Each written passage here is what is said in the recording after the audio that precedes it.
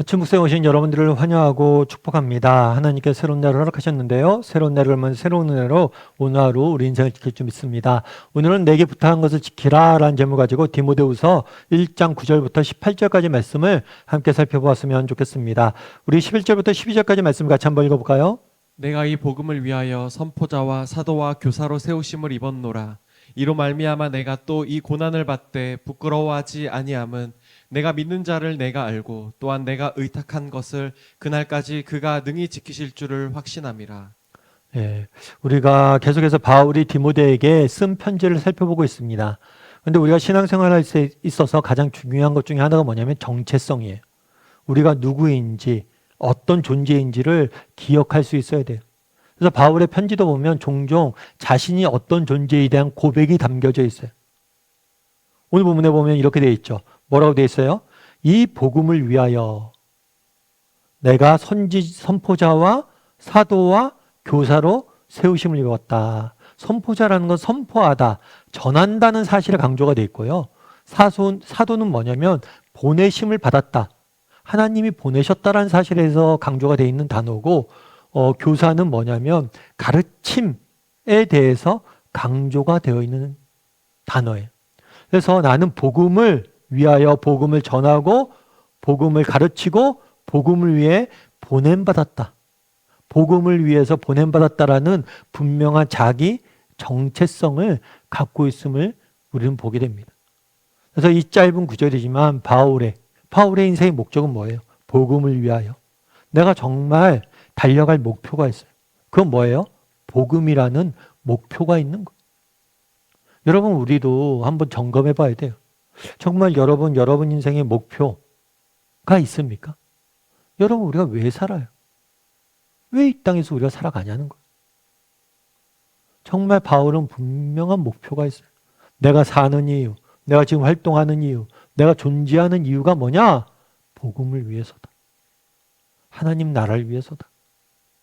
여러분이라면 그럼 어떤 목표? 여러분에게 누군가 묻는다면 그 목표가 있냐는 거예요. 그리고 그 목표가 정말 후회 없습니까? 정말 내 모든 것을 드려도 아깝지 않은 거예요. 바울은 그런 마음이 있었어요. 내가 정말 복음을 위해서라면 그 무엇도 아깝지 않다는 거예요. 그래서 뒤에 고난을 받아도 부끄럽지 않다는 거예요, 내가. 이 목표를 위한 것이기 때문에. 그런데 또 한 가지는 뭐냐면 세우심을 입었다라는 거예요. 이건 뭐냐면 주권 사상이. 이건 바울의 편지에서 계속해서 등장되는 거예요. 바울은 자신이 사도가 내가 원해서 되었다라고 표현하지 않아요. 뭐라고 얘기해요? 하나님이 세웠다라고 표현하는 거예요. 하나님의 주권을 인정하는 거예요. 그럼 이게 왜 중요할까요? 왜 중요할까요? 하나님이 우리를 세울 때 뭐예요? 선한 계획과 목표를 가지고 세웠다는 거예요. 내가 선택했다면 그건 확신할 수 없잖아요. 내가 선택했다면 잘못된 선택할 수도 있잖아요. 하지만 하나님이 선택하셨기에 하나님의 선택엔 실수하심이 없다는 거예요. 하나님은 분명한 선한 계획을 가지고 나를 세웠고 나를 선택하신 것은 뭐예요? 실수가 없으시다는 거예요. 그래서 바울은 분명한 두 가지가 있어요. 바울의 자기 고백에는 늘 나타나는 게 있어요. 자, 바울이 무엇을 향해 달려가고 있는가라는 목표와 그다음 뭐예요? 하나님의 주권. 하나님이 나를 세우셨다. 이 고백이 담겨져 있는 거죠. 그런 다음에 이렇게 얘기해요. 내가 분명한 이런 자기 정체성을 갖고 있잖아요. 자기 정체성을 갖고 있기 때문에 이 정체성을 말미암아 내가 또 고난을 받되 부끄러워하지 아니함은 이렇게 이야기해요. 우리가 한 가지 기억할 것이 있어요. 여기서 알 수 있는 게 있어요. 그건 뭐냐면 고난을 받을 수 있다는 거예요. 우리가 하나님의 자녀잖아요. 그리고 또 우리가 믿음이 있잖아요. 때로는 하나님 말씀에 순종하잖아요. 그리고 하나님 나라를 위해 선신하잖아요. 그럼에도 불구하고 뭐가 있을 수 있다는 거예요? 고난이 있을 수 있다는 거예요. 그래서 우리가 가끔 그런 오해를 해요. 믿음을 가지면 뭐 그냥 장밋빛 인생이 펼쳐진다. 아니에요. 믿음을 가지면 장밋빛 인생이 펼쳐지지 않아요. 때로는 뭐가 존재할 수 있어요? 고난과 역경이 존재할 수 있어요. 왜요? 우린 여전히 악한 세상에 살기 때문이에요. 그럼에도 불구하고 바울은 뭐라고 얘기해요? 고난이 존재한다는 거 안다. 하지만 나는 전혀 부끄러워하지 않는다. 다르게 말하면 고난으로 인해서 낙심하고 절망하지 않는다는 거예요. 왜요? 뒤에 이렇게 돼 있어요. 내가 의탁하신 것을 그날까지 그가 능히 지키실 줄 확신하기 때문에. 고난을 받아도 낙심하고 절망하지 않아요. 왜요? 하나님께서 우리 인생을 인도하고 지킬 줄을 확신하기 때문이. 특별히 오늘 본문에 보면 이렇게 되어 있죠. 의탁하는 것. 하나님께 맡긴 것을 하나님께서 지킬 줄 믿는다. 다르게 말하면 그는 확신이 있었어요. 고난을 당하고 정말 여러 가지 어려움들이 있지만 내가 하나님 앞에 정직히 기도한 것들 하나님께 들으시고 그것들을 지키시고 이루실 것이라는, 내 인생을 인도하실 거라는 확신이 있었던 것. 우리도 마찬가지예요. 여러분, 정말 우리를 부르신 분이 누구예요? 우리 하나님의 백성으로 부르신 분이 누구예요? 하나님. 우리는 하나님의 자녀가 되었어요.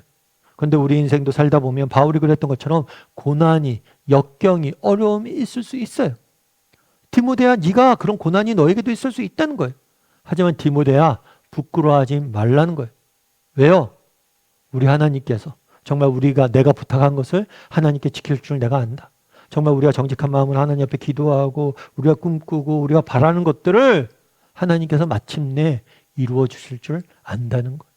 우리의 믿음의 열매를 하나님께서 마침내 맺게 할 거라는 거예요. 하나님에 대한 철저한 신뢰를 가지고 낙심하지 않아야 된다고 말하는 거예요. 그럼 우리도 마찬가지예요. 우리도 인생을 살다 보면 역경이나 고난을 받을 수 있습니다. 하지만 여러분, 우리는 낙심할 필요가 없어요. 왜요? 우리에게 하나님이 계시잖아요. 하나님 신뢰하면 되잖아요. 하나님께 맡기면 되잖아요. 그러면 하나님께서 우리 인생을 지켜주실 거예요. 그런 믿음과 확신을 가졌으면 좋겠습니다. 제가 최근에 한 가지 기사를 봤는데 재밌는 기사를 하나 봤어요. 어떤 기사냐면 이탈리아에 있는 어떤 분이신데 이분이 돈을 모았어요. 돈을 모았는데 은행을 못 믿는 거예요. 은행을 믿지 못하겠대, 자기. 그래서 뭘 했냐면 침대 매트리스 밑에 돈을 모아놓은 거예요. 근데 나중에 모으다 보니까 이게 7천만 원 정도, 우리나라 돈으로 엄청난 돈을 모은 거죠. 근데 더 웃긴 거 뭐냐면 이 할머니가 이제 된 거예요. 근데 7천만 원이나 매트리스 밑에 넣어놓은 다음에 그걸 깜빡 잊고 뭘 하냐면 매트리스를 버린 거예요. 그리고 매트리스를 버린 다음에 생각이 난 거예요. 그래서 경찰에 신고해서 내 매트리스 좀 찾아달라고, 그 밑에 내 돈이 있다고 하소연해서 결국에 찾긴 했어요, 매트리스를. 그러니까 찾긴 했고 다행히 매트리스 찾았는데 그 밑에 돈이 있었어요. 근데 정말 뭐 한두 시간만 늦었으면 이 매트리스가 폐기 처분돼서 돈이 다 이제 날아갈 뻔한 거죠. 쭉 기사를 읽는데 그런 거 있잖아요. 야, 은행 못 믿겠어. 그래서 뭐라는 거예요? 매트리스 밑에 돈을 껴놓는 거예요. 그런데 그것조차도 본인이 잊어버리면서 그걸 껴놓고 있는 거예요. 이 할머니가 어리석습니까? 어리석습니까? 어리석습니까? 어리석죠. 어리석어요.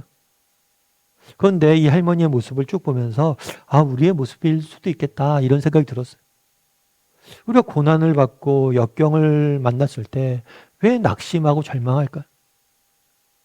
어쩌면 내가 모든 것들을 책임지고 내가 모든 것들을 쥐고 있기 때문 아닐까?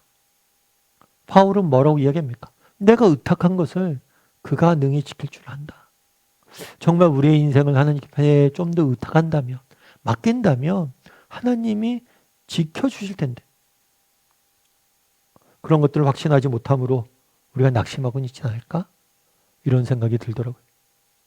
여러분, 정말 우리도 하나님을 신뢰했으면 좋겠어요. 바울은 이야기합니다. 고난을 받지만 내가 부끄럽지 않다. 낙심하지 않는다는 거예요. 우리의 인생의 역경과 어려움이 있겠지만 낙심하지 않아야 될 이유가 있어요. 왜요? 우리에게 하나님이 있잖아요. 그분께 맡기면 그분이 지키고 인도해 주실 거예요. 그래서 우리 인생의 문제를 하나님 앞에 맡기고 의탁할 줄 아는 저나 여러분이 되기를 주님의 이름으로 소원합니다. 우리 함께 기도했으면 좋겠는데요. 기도하실 때 오늘 말씀 기억하면서 기도했으면 좋겠습니다. 그날에 바울이 이야기합니다. 내가 복음을 위하여 세우심을 입었다라고 이야기를 합니다. 정말 우리 인생의 목표가 있습니까? 나는 어떤 인생의 목표가 있습니까? 정말 그 목표는 정말 내 인생을 전부 드려도 아깝지 않은 목표입니까? 나에겐 삶의 목표가 있는지, 어떤 삶의 목표가 있는지 점검하고 정말 그 목표를 바라보며 나아갈 수 있는 사람이 되게 해달라고 기도했으면 좋겠습니다. 또한 바울이 내가 고난을 받을 때 부끄럽지 않다고 이야기합니다. 고난을 받지만 정말 내가 낙심하거나 좌절하지 않는다고 이야기합니다. 왜냐하면 우리 하나님이 계시기 때문이라고 이야기합니다. 난 얼마나 하나님 앞에 신뢰하는 사람인지, 얼마나 하나님 앞에 맡기고 또 내가 맡긴 것을 하나님께 지킬 거라는 확신을 갖고 살아가는 사람인지, 정말 늘 하나님을 신뢰함으로 어떤 어려운 상황 속에서도 낙심하지 않는 그런 사람이 되게 해달라고 이 시간 오늘 말씀 기억하면서 각자 한 목소리로 같이 기도하도록 하겠습니다. 같이 기도하시겠습니다.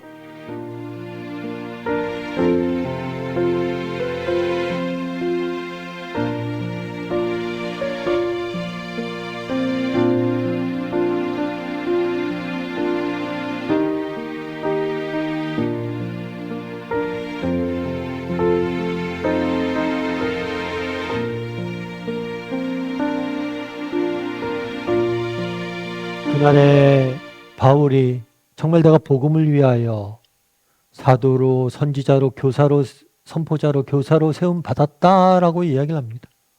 정말 우리도 정말 우리 인생에 목표가 있습니까? 내 평생에 정말 내 모든 것을 걸 만한 그럴 만한 가치 있는 인생의 목표가 있습니까?